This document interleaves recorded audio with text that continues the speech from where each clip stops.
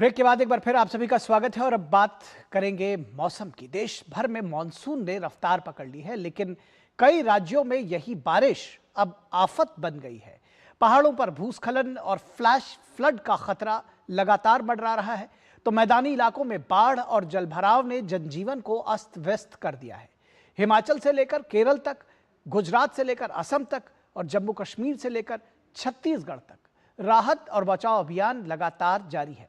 देखिए देश भर से बारिश का बड़ा अपडेट। देश के अलग अलग हिस्सों में मानसून का असर अब साफ दिखाई दे रहा है।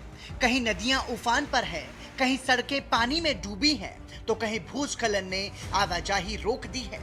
राहत की बात सिर्फ इतनी है कि कुछ राज्यों में पानी उतरना शुरू हुआ है, लेकिन खतरा अभी भी बरकरार है। हिमाचल प्रदेश में लगातार हो रही मूसलाधार बारिश ने हालात बिगाड़ दिए हैं। मंडी और कुल्लू समेत कई जिलों में भूस्खलन और फ्लैश फ्लड का खतरा बना हुआ है। 100 से ज्यादा सड़कें बंद है। बिजली और पेयजल सेवाएं भी प्रभावित हुई हैं। मौसम विभाग ने 7 अगस्त तक येलो अलर्ट जारी किया है।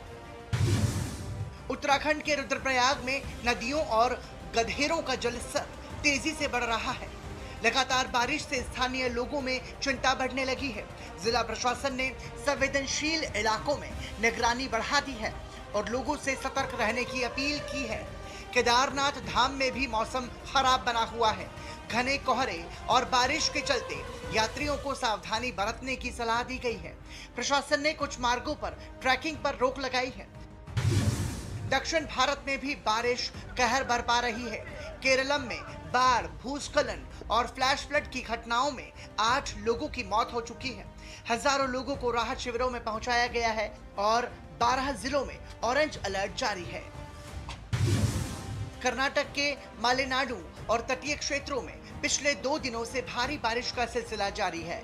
लगातार हो रही बारिश के कारण नदियां उफान पर हैं।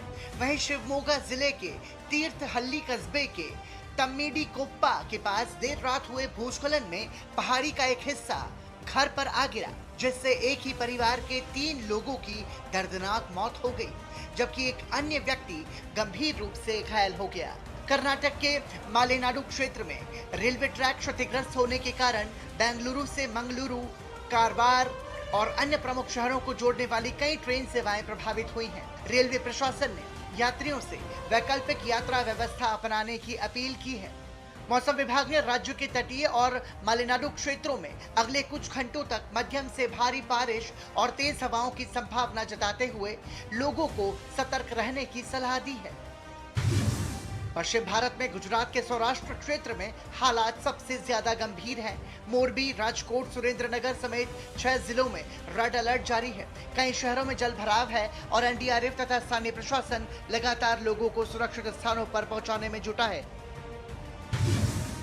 पूर्वोत्तर में असम में बाढ़ का पानी कुछ इलाकों से जरूर उतरा है, लेकिन 7 जिले अब भी बाढ़ की चपेट में हैं। करीब 1,78,000 लोग प्रभावित हैं और सैकड़ों गांवों में सामान्य जनजीवन अभी पटरी पर नहीं लौट पाया है। राहत शिविरों में हजारों लोग रह रहे हैं। अभिनेता रणदीप हुड्डा भी राहत सामग्री लेकर प्रभावित इलाकों में पहुंचे हैं।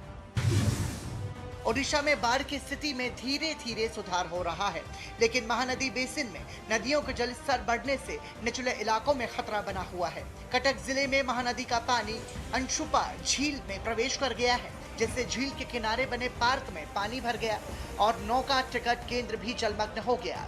राज्य सरकार कटक, पुरी, जगतसिंहपुर, केंद्रपाड़ा, खुर्दा सहित प्रभावित जिलों में स्थिति पर लगातार नजर रख रही है। जबकि छत्तीसगढ़ के नारायणपुर में अचानक आई बाढ़ से कई गांवों का संपर्क टूट गया है। मध्य प्रदेश में फिलहाल भारी बारिश से राहत है, लेकिन 4 और 5 अगस्त से तेज बारिश के नए दौर का अनुमान जताया गया है। वहीं दिल्ली, एनसीआर, आंध्र प्रदेश और पुदुचेरी में बारिश ने गर्मी से राहत जरूर दी है, लेकिन कई इलाकों में जलभराव की समस्या भी सामने आई है। मौसम विभाग ने आने वाले दिनों में देश के कई हिस्सों में भारी बारिश की संभावना जताई है। ऐसे में प्रशासन लोगों से नदी, नालों और भूस्खलन संभावित इलाकों से दूर रहने, अनावश्यक यात्रा से बचने और मौसम विभाग की चेतावनियों का पालन करने की अपील कर रहा है। फिलहाल पूरे देश में राहत और बचाव एजेंसीज हाई अलर्ट पर है। Bureau report, DD news.